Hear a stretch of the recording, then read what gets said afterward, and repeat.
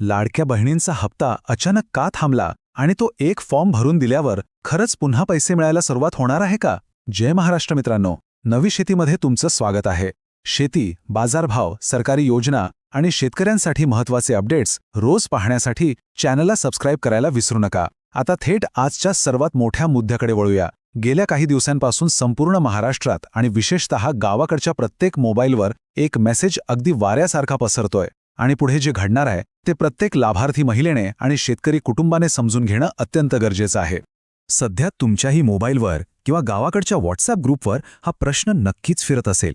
KYC न झाल्याने लाडक्या बहिणींचा हप्ता बंद झालाय, मग हा फॉर्म भरा, कार्यालयात जमा करा, म्हणजे हप्ता पुन्हा सुरू होईल. हा एक मेसेज वाचला आणि लाखो बहिणींच्या मनात प्रचंड भीती आणि गोंधळ निर्माण झाला. पण मित्रांनो, या मेसेज मागचं नेमकं सत्य काय आहे? सरकारची यावर नेमकी काय भूमिका आहे, हे आज आपण या विश्लेषणातून एकदम पुराव्यासह सविस्तर समजून घेणार आहोत. हे स्पष्टीकरण शेवटपर्यंत नक्की ऐका, कारण अर्धवट माहिती नेहमीच खूप धोकादायक असते. आता हे सगळं प्रकरण मुळापासून समजून घेण्यासाठी आपल्याला थोडं मागे जावं लागेल. जेव्हा ही मुख्यमंत्री माझी लाडकी बहीण योजना सुरू झाली तेव्हाचा तो आकडा बघा. तब्बल 2 कोटीपेक्षा जास्त महिला या योजनेसाठी सुरुवातीला पात्र ठरल्या होत्या. महाराष्ट्राच्या आणि विशेषतः आपल्या ग्रामीण भागातील महिलांसाठी ही खऱ्या अर्थाने एक अत्यंत मोठी आणि ऐतिहासिक योजना आहे. आणि जेव्हा एवढ्या मोठ्या संख्येने लाभ मिळतो ना, तेव्हा लोकांच्या अपेक्षाही तितक्याच मोठ्या असतात. पण इथंच एक खूप मोठा धक्का बसला. 1,68,00,000. अचानक हा आकडा एवढा खाली कसा आला? कारण तब्बल 70 लाखांपेक्षा जास्त महिला या योजनेतून अचानक वगळल्या गेल्या. काहींची KYC अपूर्ण होती, तर काहींच्या फॉर्ममध्ये चुका होत्या. आता विचार करा, इतक्या मोठ्या संख्येने जेव्हा बहिणी अपात्र ठरतात तेव्हा साहजिकच त्यांच्या मनात भीती निर्माण होते. आणि नेमक्या याच भीतीचा, याच परिस्थितीचा फायदा घेऊन हा फॉर्म भरा आणि हप्ता पुन्हा सुरू करा अशा प्रकारच्या अफवा पसरवल्या जात आहेत. आणि याच कारणामुळे हा व्हायरल मेसेज आज सर्वांना अगदी खरा वाटत आहे. पण आता सर्वात मोठा आणि अत्यंत महत्त्वाचा खुलासा, जो सर्वांनी लक्ष देऊन ऐकला पाहिजे. महिला व बालविकास विभागाने या व्हायरल मेसेजवर आता अत्यंत स्पष्ट भूमिका घेतली आहे. त्यांनी अगदी ठणकावून सांगितलंय की फॉर्म भरून पुन्हा हप्ता सुरू करण्याची अशी कुठलीही प्रक्रिया सध्या सुरू करण्यात आलेली नाही. होय मित्रांनो, तुम्ही बरोबर ऐकताय. तो व्हायरल होणारा व्हॉट्सअप मेसेज 100% खोटा आहे.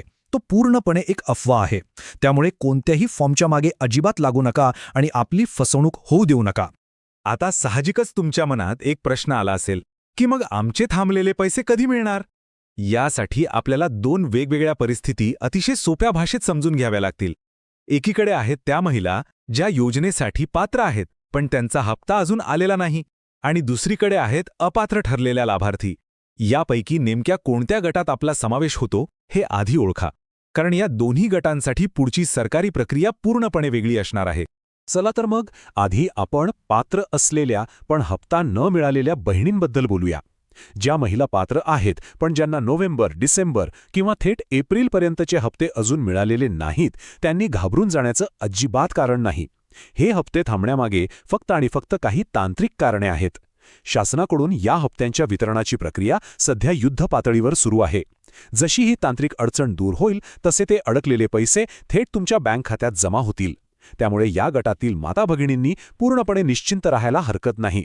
आणि आता आपण बोलूया दुसऱ्या गटाबद्दल, म्हणजे ज्या महिला अपात्र ठरल्या आहेत किंवा ज्यांची KYC पूर्ण झालेली नाही. हे सत्य पचवणं कदाचित थोडं कठीण असू शकतं, पण अधिकृत सरकारी माहितीनुसार अशा अपात्र महिलांसाठी KYC दुरुस्त करण्याची किंवा नव्याने करण्याची प्रक्रिया आता थेट जून 2026 नंतरच सुरू होण्याची दाट शक्यता आहे. याचा अर्थ अगदी स्पष्ट आहे मित्रांनो, की आत्ता या क्षणी कोणतीही कागदपत्रे जमा करणं किंवा सरकारी कार्यालयात जाऊन फॉर्म भरणं याचा काहीही उपयोग होणार नाही. आणि म्हणूनच ही आजची सर्वात महत्त्वाची सूचना आहे. शेतकरी कुटुंबातील आणि गावाकडच्या सर्व माता भगिनींना माझी अत्यंत कळकळीची विनंती आहे. त्या खोट्या व्हायरल मेसेजवर विश्वास ठेवून सरकारी कार्यालयांमध्ये चक्करा मारू नका. उन्हातान्हात रांगेत उभं राहून आपला मौल्यवान वेळ आणि पैसा वाया घालू नका. यामुळे कोणतेही काम मार्गी लागणार नाहीये, उलट फक्त आणि फक्त मानसिक त्रास सहन करावा लागेल. कोणाचीही दिशाभूल होऊ नये आणि आपला शेतकरी बांधव त्रस्त होऊ नये, हाच हे सविस्तर स्पष्टीकरण देण्यामागचा आमचा प्रामाणिक हेतू आहे. तर मित्रांनो, शेवटी निर्णय आपला आहे. व्हॉट्सअपवर येणाऱ्या अफवांवर विश्वास ठेवायचा की या पुराव्यांवर आधारित अचूक माहितीवर? नेहमी शासनाच्या अधिकृत माहितीवरच विश्वास ठेवा. मित्रांनो, ही माहिती खरोखरच अत्यंत महत्त्वाची आहे आपल्या ओळखीच्या प्रत्येक महिलेपर्यंत आणि प्रत्येक शेतकरी बांधवांपर्यंत हे विश्लेषण नक्की शेअर करा, जेणेकरून त्यांची होणारी फसवणूक आणि मनस्ताप टळेल. अशाच खात्रीशीर आणि महत्त्वाच्या अपडेट्ससाठी नवी शेतीला सबस्क्राईब करायला अजिबात विसरू नका.